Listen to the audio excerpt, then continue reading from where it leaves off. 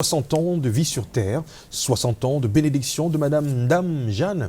Madame Dame Jeanne, vous avez 60 ans, hein, l'une des mamans de Judith Laure Mincy, à qui on souhaite d'ailleurs un spécial Happy Birthday ce 12 mars. Oui, maman, Dame Jeanne, vous avez 60 ans. Hein, on augmente encore 60 ans sur ce que vous avez maintenant. Ça fait 120.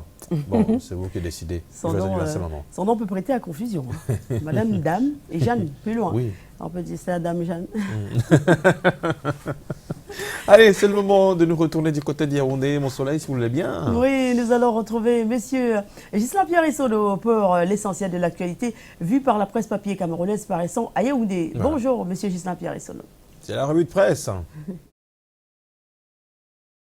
Bonjour Soflane, bonjour également à Thierry Carole, je vous accueille le cœur enflammé de joie. Bienvenue donc à Yaoundé, c'est la capitale camerounaise et il y a ces vœux-là, ces souhaits-là à votre adresse, mais également à l'adresse de nos millions de téléspectateurs, ceux du Cameroun et du monde entier qui sont tous chargés fort d'informations.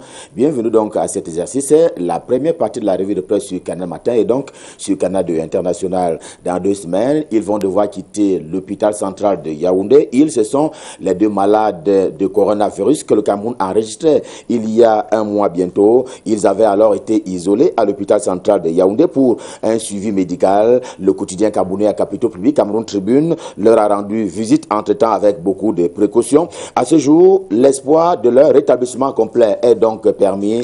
Le quotidien camerounais à Capitaux Public qui annonce pour 2 semaines encore leur séjour de ce côté-là. Ils devraient en ressortir étant donc déjà guéris. Et voilà qui est donc porté comme bonne nouvelle ce matin sur le plan sanitaire à propos de ces cas de coronavirus qui ont été détectés au Cameroun au moment où le monde enregistre de nouveaux morts et même de nouveaux cas en termes d'affectation et d'infection, notamment pour ce qui est de l'Afrique et la Côte d'Ivoire. Le coronavirus qui faisait également hier partie des échanges au cours de cette audience que le président de la République accordait à l'ambassadeur des États-Unis d'Amérique à Yaoundé au Cameroun. Au sortir de cette audience donc, Peter Henry Ballerin, l'ambassadeur donc américain accrédité à Yaoundé au Cameroun, a déclaré prêt l'appui de son pays. L'appui donc que son pays tient à apporter au pays de Poulbia en faveur de la croisade que le Cameroun mène d'ailleurs contre le coronavirus, mais également contre le VIH-Sida. Et pour cela, le quotidien camerounais à Capitaux Public, Cameroun Tribune,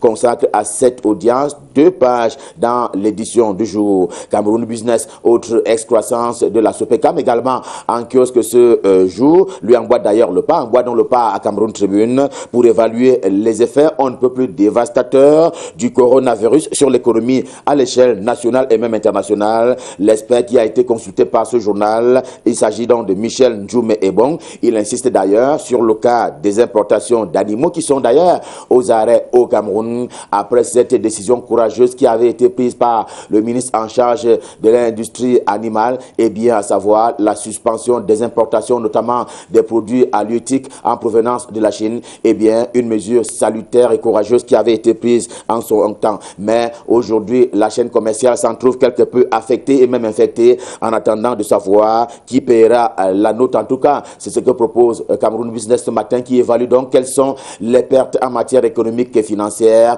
à propos du coronavirus qui n'a pas encore fini de faire les dégâts. Info Matin, le journal de Dieu de Nemfek tout aussi en kiosque ce matin, eh bien, se veut on ne peut plus prudent sur ce coup-là. Il en veut pour preuve en termes de témoins les activités actuelles du ministre en charge du commerce. Pour parler de Luc Magua Barga à Tangana, eh bien lui qui sensibilise actuellement et sans cesse les opérateurs économiques et même surtout les importateurs à propos des mesures sanitaires à maintenir pour que la maladie, le coronavirus, ne trouve pas terre fertile au pays de Manaouda Malachi, le ministre en charge de la santé publique. Et le quotidien bleu, le jour du jour, le journal d'Aman Mana, de reconnaître les efforts qui ont été fournis ainsi par le gouvernement de la République, et c'est un mal qui s'éloigne davantage, heureusement, du territoire camerounais. Pour parler ainsi du coronavirus, l'assurance est donc faite ce matin par le quotidien bleu, à savoir le CHAN, le championnat africain des nations, va bien se jouer au Cameroun. Il y avait comme des peurs sur la participation ou pas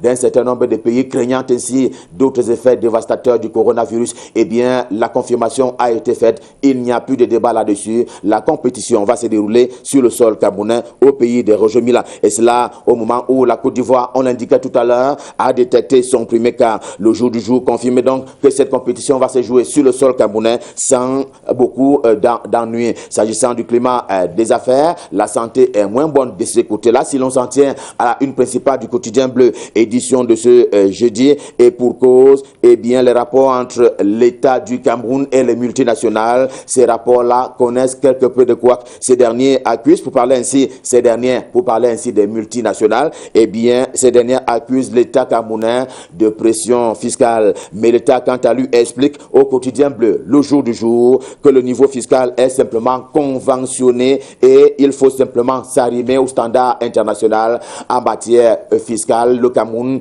s'étant quelque peu éloigné de cela depuis quelques années. Question de permettre la création des emplois et de rendre son sol attractif par rapport aux investisseurs. Que donc, jusque-là, eh bien, le Cameroun fait montre d'une espèce de réduction en termes de pression fiscale. Il va donc falloir se rapprocher de la norme internationale, contrairement à ce que disent les multinationales. Si le s'en tient donc aux explications de l'État qui sont fournies ce matin par le quotidien bleu, le quotidien Émergence, le journal de Magnus Biaga, quant à lui, fait cas de la Sonara. Oui, la Sonara, c'est grave. Elle est en situation de faillite. C'est d'ailleurs l'objet de la une principale du quotidien Émergence, édition de ce jeudi. Conclusion d'ailleurs tirée des conclusions elles-mêmes, nées d'un rapport qui a été commis par la commission technique de réhabilitation des entreprises du secteur public et même parapublic. Cela a été fait en 2019. La Sonara en faillite au moment où les ONG, organisations non gouvernementales, aboient après la caravane, une caravane nommée Paul Atanganji. C'est selon le quotidien La République également en kiosque ce matin. Le journal s'en tient bien entendu aux réactions post-sorties du ministre en charge de l'administration territoriale, sortie au cours de laquelle Paul Atanganji indiquait que certaines ONG se faisaient accompagner par certains médias pour infecter et même affecter le Cameroun à coups de milliards de francs CFA. Le ministre parlait alors de 50 milliards de francs CFA en circulation pour atteindre la besogne. Eh bien, le Cameroun de Paul Biya ne sera pas affecté. Le Cameroun auquel appartient également Paul Ngouaré Kindi, dont le journal s'appelle Réalité, eh bien, le journal qui est très préoccupé ce matin par le service avant et après-vente du ministre Grégoire Rona en charge du travail et de la sécurité sociale. Par ailleurs, secrétaire général du comité central du Rassemblement démocratique du peuple camerounais, qui est perçu par le journal comme étant une bête politique. Un grand bouclier du président de la République, Paul Biya, qui n'a jamais failli depuis 3 décennies maintenant, et à chaque fois, dit-il, avec cette humilité qu'on reconnaît donc au ministre Grégoire Rona à l'égard de tous et de chacun. C'est un peu un portrait de cet homme qui est dressé ce matin par le journal Réalité, et cela s'appelle loyauté et fidélité, d'ailleurs à l'image de l'armée camerounaise qui, justement, a trouvé en ces deux mots-là une espèce de socle fondamental. Le quotidien en kiosque ce matin donne ainsi l'armée camerounaise imperturbable dans ses missions régaliennes de défense et de sécurité des hommes, mais également des biens, avec bien entendu l'onction de la hiérarchie militaire. Pour parler ainsi du ministre délégué à la présidence de la République chargé de la défense, j'ai nommé Joseph Betty Assomo, qui lui-même travaille sous la direction de qui l'on sait. Eh bien, Joseph Betty Assomo, qui est donc un ouvrier de classe exceptionnelle, explique ainsi le quotidien édition de ce jour, et cela malgré un certain nombre d'accusations qui sont formulées on ne peut plus régulièrement par une certaine communauté internationale de nature à jeter le propre sur l'armée camerounaise. De Horizon, journal camerounais d'expression anglaise, prend pour illustration Amnesty International qui fixait à 130 le nombre de morts dus à la lutte contre la secte terroriste Boko Haram, notamment dans l'extrême nord du Cameroun, et formule d'ailleurs la demande de réparation juridique, mais réparation internationale, et c'est ce qui est dénoncé par le quotidien de Horizon d'expression anglaise, édition de ce jour. Le quotidien L'Épervier, le journal de Léopold Kovis Nudjou, également en kiosque ce matin, s'offusque cependant de ce que les droits de l'homme ne se penchent que d'un côté et pas de l'autre, comme cela a d'ailleurs été le cas très récemment encore avec ces attaques des groupes armés terroristes et séparatistes à Galim. Il y a Galim, mais il y a aussi Bongongo. Celle-ci, pour parler ainsi de ces attaques, avait d'ailleurs vu les groupes armés des séparatistes tuer une dizaine de personnes, parmi lesquelles les civils, mais également les hommes et les femmes de l'armée camerounaise, pour parler ainsi des hommes et des femmes de défense et de sécurité de la République. On peut comprendre avec le quotidien de Gab, Georges-Alain Boyomo, le quotidien Mutation en kiosque ce matin, pourquoi l'État du Cameroun a donc pris des mesures plus idoines encore pour ce qui est de la protection de ses enfants. Le quotidien Mutation signale pour ainsi dire ce couvre-feu dans le département de la Mézam, région du nord-ouest camerounais. La mesure préfectorale, en guise d'explication, consiste en le ralentissement des mouvements des personnes mais également des biens dans ce département-là, dans le but d'étouffer les velléités sécessionnistes toujours aussi proférées et qui sont ainsi permanentes. Mais la une principale du quotidien Mutation, vous le voyez ce matin, a trait au recrutement spécial de 25 000 agents publics qui a été décidé ainsi par le président de la République il y a une dizaine d'années maintenant. Et bien à ce jour, et c'est l'information un peu plus grave qui est portée par le journal Mutation ce matin, à ce jour, 1000 d'entre eux restent sans salaire ni contrat de travail. Je souligne, sans salaire ni contrat de travail. Comment cela est-il arrivé? Eh bien, cela est-il mythe ou réalité? L'enquête du quotidien Mutation est on ne peut plus concluante, en même temps qu'elle donne à savoir ce que Joseph Ley a pris comme mesure. En tout cas, Mutation a passé un coup de fil au ministre camerounais en charge de la fonction publique et de la réforme administrative. Le financier d'Afrique, également en kiosque ce matin, se veut aussi sérieux que d'habitude quand il fait cette annonce selon laquelle l'on va procéder très bientôt d'ailleurs au renouvellement de la ligne de chemin de fer entre Belabo à l'est Cameroun et Ngaoundéré dans la Damawa, région Château d'eau du Cameroun. Eh bien, c'est une ligne qui est d'ailleurs vieille d'un siècle et l'Union européenne, pour parler ainsi de ce partenaire économique, financier et culturel camerounais, l'Union européenne qui a donc apporté une contribution de 350 millions de francs CFA en vue donc de la réhabilitation de cette ligne ferroviaire, je l'indiquais tantôt, entre Belabo et Ngaoundéré. Encore du bonheur en provenance du ministère en charge des transports, et ce n'est pas Jean-Ernest Massena Ngale-Bibert qui dirait le contraire. Revue de presse Made in Yaoundé, édition de ce jeudi Stop Fin, le cœur enflammé de joie, nous vous avons servi. On prend naturellement rendez-vous pour demain quand il sera 7h. Mais pour le moment, rendons-nous du côté de Douala, la capitale économique du Cameroun, pour y retrouver Junior Hossein pour la suite et la fin de la revue de presse. Alors, bonjour Junior, c'est à vous à Douala. Ghislain Pierre-Issono, bonjour. Ambitieux et trop ambitieux d'ailleurs, fait savoir le Messager ce matin à propos de Cabral Libby. Au bas de sa une principale, le quotidien affirme que Cabral Libby veut succéder à Kavayegue Djibril. En page 3 du journal, on découvre justement que le désormais député de la Nation et président national du PCRN ne cache pas son envie de remplacer Kavayegue Djibril à la tête de l'Assemblée nationale. Cabral Libby l'a fait savoir lors d'un entretien accordé au reporter de ce journal, Dimitri Amba. L'intégralité de cet entretien à retrouver en kiosque ce jeudi matin. Position très claire de Cabral Libby, mais là où le flou persiste, c'est autour du projet de recasement des rescapés de Ngouaché à l'ouest du Cameroun, lance le quotidien depuis Sindiaoué à sa une principale. De ce jeudi 12 mars 2020, le Messager nous livre un projet, du moins en page 7, une enquête sur une affaire de lotissement à problème opposant Alain Foka et Samuel Etofis au maire de Bafoussam 3e et au milliardaire Sylvestre Ngouchingué. Les bénéficiaires pourraient ne pas accéder aux lotissements qui leur ont été attribués. Voilà qui fait le titre d'une enquête menée par Joseph Olinga en 3 étapes citées en page 7 du Messager de ce jour. Au commencement était Bafoussam 3e, dissonance entre les donateurs et l'exécutif communal. Sahel et l'ombre de Sylvestre Goutingué, une aventure remplie de rebondissements à lire en kiosque ce jour. Une autre affaire, et pas des moindres selon le messager de ce jeudi, au bas de sa une, le journal laisse s'exprimer maître Emmanuel Pensi.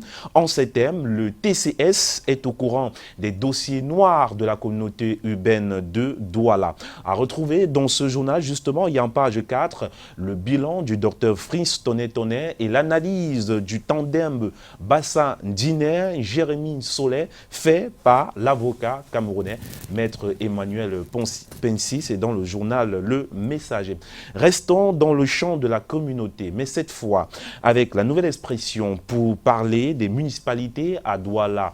Premier, le journal en colonne de une fait savoir ce matin que l'audience du contentieux est annoncée pour le 20 mars prochain et que c'est ce jour que Lengue Malapa sera définitivement fixé sur son sort et sur celui de l'exécutif qu'il dirige. Souligne le quotidien qui en page 2 fait savoir justement que dans un communiqué publié hier, le greffier en chef du tribunal administratif de la région du littoral rappelle que l'audience de règlement du contentieux des opérations électorales municipales du 9 février dernier se tiendra le 20 mars 2020 à 7h30 à la salle des audiences ordinaires du tribunal administratif situé dans l'enceinte de la cour d'appel du littoral. Qu'est-ce qui fait problème justement à la mairie de Douala? Premier, la réponse à lire dans la nouvelle expression ce matin, déjà en kiosque.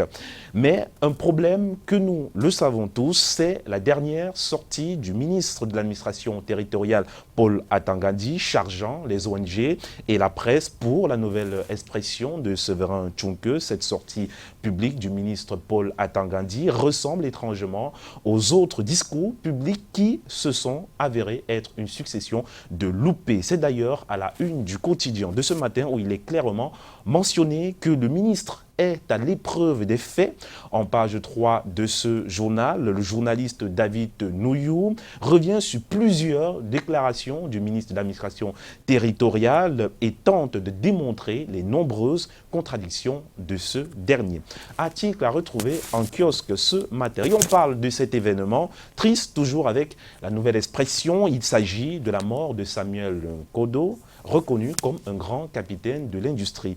Au Cameroun, en page 4, le journal revient sur les circonstances de sa mort. Il précise que l'homme d'affaires s'est éteint ce mercredi 11 mars 2020 à Douala. Des morts, justement, on n'en veut plus du côté de Bamenda avec des postes, le journal de langue anglaise ce matin. On découvre que le gouverneur de la région du Nord-Ouest est assiégé et insiste justement sur le fait que le gouvernement est prêt à lutter contre le démon. C'est à la une de ce journal. Et le même journal de langue anglaise nous fait savoir ce matin en colonne de une que le ministre Nalova Lyonga met en garde les membres du Conseil du livre et les invite à être honnêtes et à ne pas collecter les pots de vin des auteurs véreux. Information à retrouver en page 5 du journal des Postes ce matin. Voilà qui fait l'ensemble des informations qu'on peut retenir ce matin concernant la revue de presse à Douala. Merci beaucoup, M. Junior Rotsin. On se retrouve demain pour la dernière édition de la semaine. Exactement. Mais avant, nous allons tout de suite, bon soleil, si vous le voulez bien, prendre une petite page de pub. Oui, on va s'intéresser à la page bleu azur. Allons-y.